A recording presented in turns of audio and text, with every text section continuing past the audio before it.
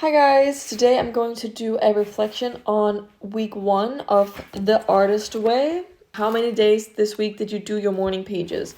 I did them every day more or less. I write my journal whenever I want to, and I don't think I need to do it in the morning personally. I'm pretty good with allowing my stream of consciousness to just get out when it needs to. I think it's nice to have some kind of structure, but for me, I honestly don't really need it. It also asked if I did the artist date this week. No, I did like a very half-assed artist date, but I wrote a lot of ideas for artist dates that I want to do because I want to be a bit more creative with my artist dates just for fun, just doing something different that I usually do. So I wrote down paint with and on alternative things. I want to find stuff outside, maybe a flower, maybe like a leaf, and paint with that as my paintbrushes. And then I wanted to paint on things that are not just paper or canvas. I want to do a full-on editorial shoot. I don't have that much crazy clothes or makeup or anything, but that's where your creativity is supposed to kick in. I also wrote I wanted to write a song. I think that could be so fun. I have no experience with instruments or singing or anything, but I do love music. I wanted to do a short film, maybe with my dogs as like the main character. I wanted to do stop motion as well. I wanted to do a music video, maybe for if I write my own song. Nothing that I want to share, but just like for the fun of it. And just thinking about it, it makes me excited. I'm like, wow, that's so different from what I normally do. And then I want to write a short story and like poems, and that's it. That's kind of what I thought about for artist dates idea. Now I just have to do it. Then it asks, were there any other issues this week that you consider significant for your recovery? Describe them. This week was very chill for me in a way because last week was so chaotic. I was like moving, homeless, la-di-da. Okay, we don't need to talk about it anymore. And this week I feel like I kind of started to surrender a little bit to this process of like the artist way, but also I made the decision that from now on I'm going to take my energy back to myself, focus on myself, not wait around for anyone, like step into my power. And that was kind of like my intention with starting the book and just in general in life. After everything I experienced like the last few years, I've just had enough. Not from a place of like anger or revenge, but more from a place of, you know what, I've had enough and I think I deserve better than I've been giving myself or allowed myself to be. That's kind of not an issue. I think that's just more sort of not realization. It was more like my intention. And with that intention, I experienced crazy things internally because I honestly didn't do much this week. Honestly, it was like really tame. One thing I started doing was listening to sleep tapes by the High Frequency Guru on YouTube, or Frequency Guru, I don't know. Her sleep tapes are amazing. So I would listen to Rampages like for 8 hours over, like as I was sleeping. As I was doing that, the day I started doing that, I started having the most vivid, insane dreams. And every morning I would write them into ChatGPT and ask like, what does these dreams symbolize? They were so fitting to my intention that I was putting, you know, stepping into my power, reclaiming myself, etc. I'm not gonna go into details about my dreams because it's not that fun hearing about other people's dreams, but the first night I had this dream that was like a sex dream. Okay, I don't know if I can say that word on YouTube, but it was that kind of dream, super intimate. I don't know, I feel like I traveled to another dimension because it felt very real, but it was super unsatisfying for me. Yet in the dream I was putting in so much energy trying to please that person. I was completely sacrificing myself, and in that dream also I was doing all this, doing the act, you know. And then once it was over, I went inside a house because it was my birthday, and I realized it was past midnight. So I had sacrificed my own celebration for another person that I didn't even know, actually. And it was very unsatisfying for me, giving me nothing. Like, there was nothing in it for me. But I spent all my energy trying to get something from someone else when I could have been celebrating myself. So that was like the first dream. And then since then, I've dreamt a lot about connection. And I feel like every dream progressively was like a clearing out of some old belief that I have of waiting for other people's approval, waiting for other people's recognition, waiting for other people's yes. And slowly, as I was listening to the sleep tapes over the days, I feel like my dreams progressively got better. Last night, for today. I was surrounded by loving friends, people that I know in real life, people I also don't know, but in the dream they were my friends. That's very different from like what I normally dream about, because normally when I dream, not to be vulnerable, but like a lot of times my dreams are nightmares, and it's basically like fear of abandonment. Like I have so many dreams where I wake up and I'm alone in the world, or I have dreams where I'm being neglected in some way, you know. In my waking hours, I don't feel this way, but obviously there's something in me that still does, based on like previous experiences, based on like trauma, you know, all these things, coming to the place where I'm starting to dream. And not just yesterday, but like throughout the week, I started dreaming of people having my back and having a community and being open with them, which is like, we're on the right track.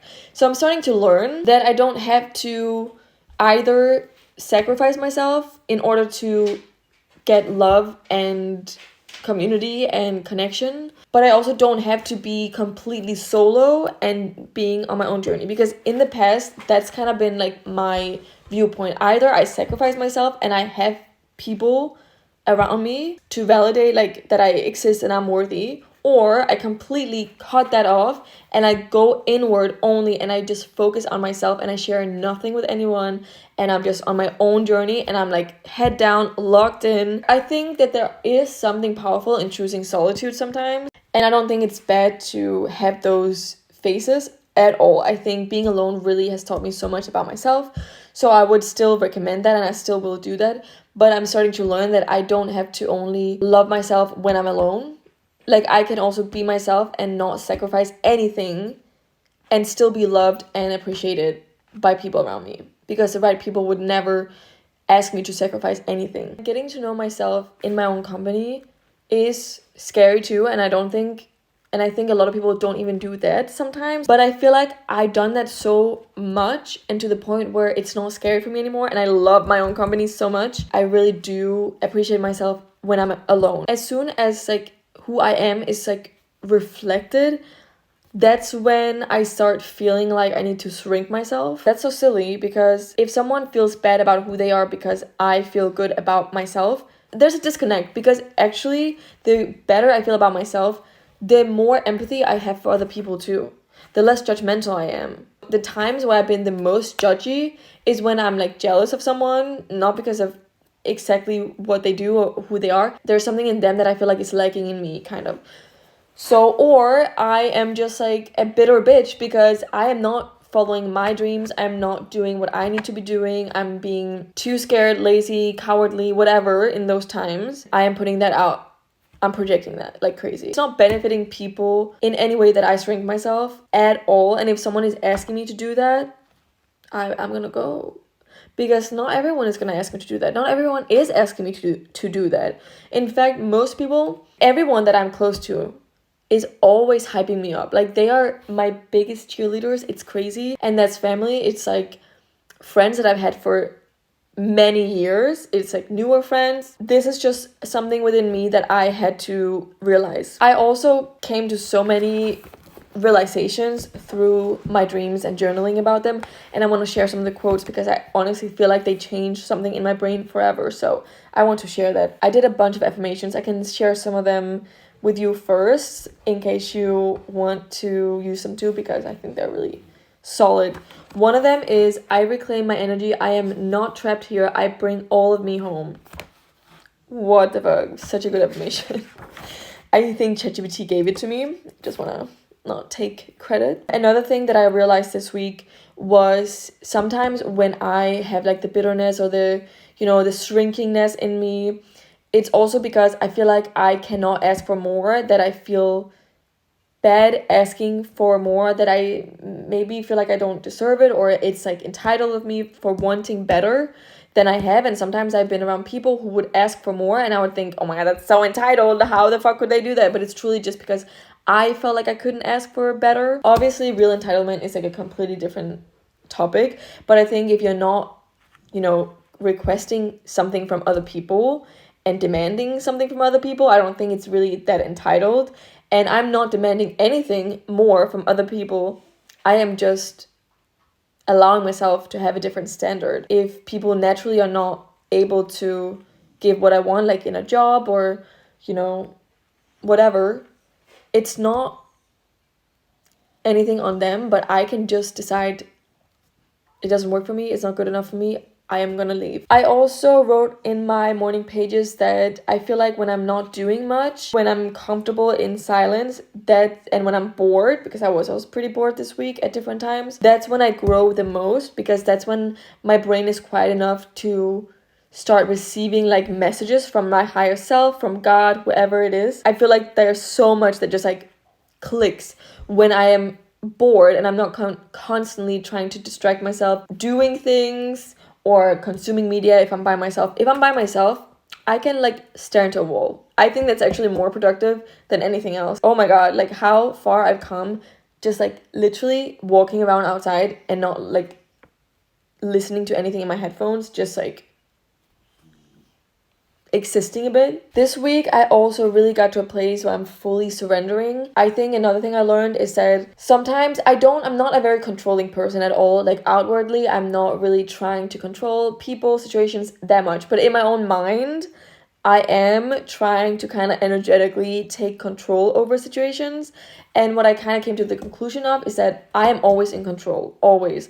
And if you're always in control, you're not going to try and be controlling, because you just know it's chill. Like I can surrender a bit, and the more I feel like I have control over myself and I can leave and choose anything that I want, I just am able to surrender so much more, because there's no danger. Like there's really no danger in it, because I'm not going to be in a situation that I didn't want to be in, you know? So I really love that I'm at a place where I'm fully surrendered. I'm super happy and chill and loving it. My main thing going forward that I realized that I need to just work on more is the being comfortable in the limelight, being comfortable being seen, being comfortable being myself in the company of other people. Not just the people that already love me and accept me, but also them. Honestly, also them. Because I am very secretive around people that I love the most as well. And it's such a funny, like crazy vibe that I'm bringing to the table, you know? Like, why am I doing that? Like, there's a lot of things that I hide for no reason. Also, I don't think you have to share everything with everyone, because if you know someone is going to project something to you, whatever, like, that's not what I'm talking about. I think it's gonna be helpful for me to not hide parts of myself. What's been an issue in the past is that I've been on this healing journeys, or like I've been doing therapy, working on myself, all these things, and I feel like I get better and better in dealing with situations and dealing with my emotions, but I also cannot heal myself out of being a human. I cannot heal myself out of humanity. And there's nothing embarrassing about being a bit messy sometimes. If anything, I love people who are a bit messy and who just... I was watching Secret Lives of Mormon Wives, and one of my favorite cast member is Taylor, because she is so messy sometimes, and it's so liberating for me to watch. And I think it's because I kind of want like a little percentage of that, you know, like a little bit of just like letting myself be and not be so critical of wanting to show up as like the most best version of myself 24/7. You know, I would always show up to myself and not be the perfect version of myself, but I would have such a problem doing that with other people. That's what I'm working on being comfortable doing anyways. I wanted to share last night's stream because it's very contrasted to the sex stream that I had earlier, like a week ago, and I think it just like is a testament to how much work I've already done, because I do believe that dreams are our subconscious mind like telling us a story, and I think it can be a really good guiding pole to what do we need to work on, especially once you decide this is where I want to be. I want to be at a place where I feel good in myself no matter where I am, and I can stand in my power and I can take all the focus on me, and I am not, you know, shrinking myself ever, etc., etc. That was my intention going into this first week of the Artist Way. And I think once you set an intention, things are gonna happen. Things are going to get to the surface so they can be released, so that you can get to that place you want to be. You're gonna have maybe challenges because you want to get to a place where you've learned things so that you can get to point B, you know. So in the dream, I got an acting job. I was filming a movie in the desert for 6 months, and I had just gotten a boyfriend in this dream. I told him like, babe, I'm gonna leave, like we have to be long distance because I'm not giving up the stream just because of you. And you can come visit me if you want. First of all, there's like a lot of symbolism in the fact that I went to a desert, because it's like that's where you can get a clarity. It's a very like spiritual place. But also, it's complete opposite of the first dream I had this week, where I sacrificed my own birthday for another person, like my own celebration for another person. Here, I chose myself, and I left for the desert, and I told him he can come visit me if he wants, and we can still be together. I don't want to give up on us. And I was like looking for the symbolism of all of this, and it's basically, I'm at a place where I am able to choose myself and also understand that can coexist with deep connections, that I don't need to sacrifice anything to have these deep connections, and I can still choose my own path. And basically ChatGPT said something amazing: committing to personal journey and emotional integrity, no longer think I have to choose one over another. Very, very insane experience to realize that, to be honest. It's so simple, yet that was just something I just did not comprehend before. Like, I didn't even know what I was doing. I didn't even know I was like, either I can have personal relationships with people and lose myself a bit, or I can be fully myself and in my own energy, but only when I'm alone and have no one to answer to. Like, it's a really crazy, and also the fact that I just said I have no one to answer to. Like, even if I have close relationships, I shouldn't have to answer to them, you know what I mean? So choosing a life where passion and love can coexist without shrinking. Crazy. I mean, I don't know where life is going to take me with this new realization. I'm like, what the fuck? I can have loving relationships, romantic, platonic, like any kind, and still do whatever I want. It feels a bit crazy. I'm just coming to these like realizations. Yeah, becoming my true self publicly, not just in private. And then ChatGPT said something that I think is so massive, and I was aware of this, but the way it was put into words is like incredible. So ChatGPT said, not planting my roots in a waiting room. I swear to God, like, I have just been living so much of my life in a waiting room.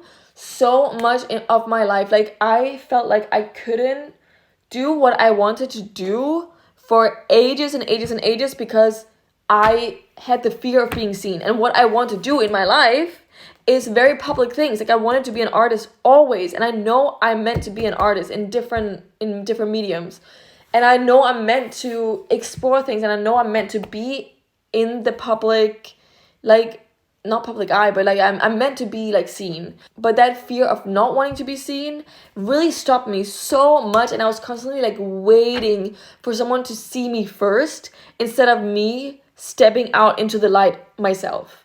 You know what I mean? And it's really like it's like early stages of like this kind of work. I mean, I've done the realizations, now I have to do the work, and the work is honestly for me to keep reminding myself of what I want to do and who I want to be every single time I start thinking opposite. And that's why I do the sleep tapes, and that's why I do affirmations, that's why I do journaling, that's why I am doing all these reflections as well, to keep myself on track. Also in that dream, I was surrounded by like loving friends, like amazing people, and I was able to have these connections in the dream, as well as doing creative work, and I was able to have a relationship and also not neglect myself, right? What the fuck?